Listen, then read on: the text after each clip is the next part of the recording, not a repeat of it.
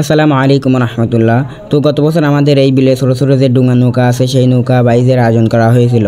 তো আলহামদুলিল্লাহ এই বছরও সেরকম একটা মেলার আয়োজন করা হয়েছে।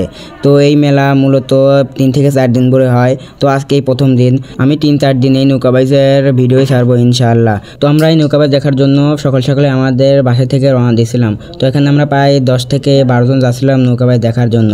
তো আমরা এখানে দুইটা নৌকা নিয়েছিলাম। একটা যেটা ভালো নৌকা ওখানে সবাইকে তুলে দিয়েছিলাম এবং আমি আমার এক চাচতো ভাই একটা নৌকা নিয়ে যাচ্ছিলাম। যেহেতু এই নৌকাটি একটু ভাঙা, এই জন্য আমরা দুজনে যাচ্ছি। তো ইনশাল্লাহ ওখানে যেয়ে আর 2-1 দিন তুলে নেব।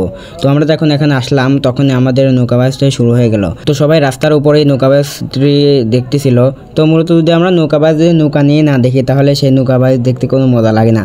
তো এখানে টান উত্তেজনার মধ্যেও যে 2টা নৌকা চলে আসলো। তো আমার এই এক পাশে ছিল আমাদের কাকার নৌকা। তো তারাই মূলত প্রথম টানেই তারা ফাজ হয়েছিল। তো যেহেতু এই নৌকাবাজগুলো প্রায় 3 থেকে 4 দিন ধরে হবে, এই জন্য শুধু আজকে পারলে চলবে না, লাস্ট পর্যন্ত খেলতে হবে এবং পেরে টিকে থাকতে হবে। তো ইনশাল্লাহ এই বছর মনে হয় আমার কাকারাই ফার্স্ট প্রাইজ নেবে। তো আপনারা দোয়া করবেন, দেখা যাক লাস্ট পর্যন্ত কি হয়।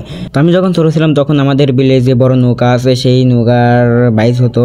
তো আমার বয়স যখন 5 থেকে 7 বছর ছিল তখন এই বড় নৌকার বাইচ হতো এবং সেই উপলক্ষে আমাদের বিলে একটা ছোটোখাটো মেলা বসতো। তো সেই মেলায় অনেক দোকানপাট উঠতো। তো এখন আর তেমন একটা বাইচ হয় না। তো সেই জন্য গত বছর আমাদের এই বিলে ছোটো ছোটো যে ডুঙা নৌকা আছে সেই নৌকার মেলার আয়োজন করা হয় এবং সেই ধারাবাহিকতা এই বছরও ছোটো ছোটো ডুঙা নৌকার মেলার আয়োজন করা হয়। তো আপনারা দেখতে পারলেন যে দ্বিতীয় যে টান ছিল সেই টানটাও টান উত্তেজনার মধ্য দিয়ে চলে গেল। তো এই সকল নৌকা মূলত টান উত্তেজনার মধ্য দিয়েই যায়।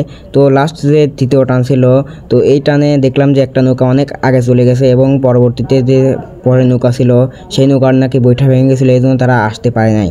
তো আমাদের জন্য দোয়া করুন, আল্লাহ তাআলা যেন আমাদের কৃষি এবং খামারে বারাকা দান করে। আসসালামু আলাইকুম রহমতুল্লাহ।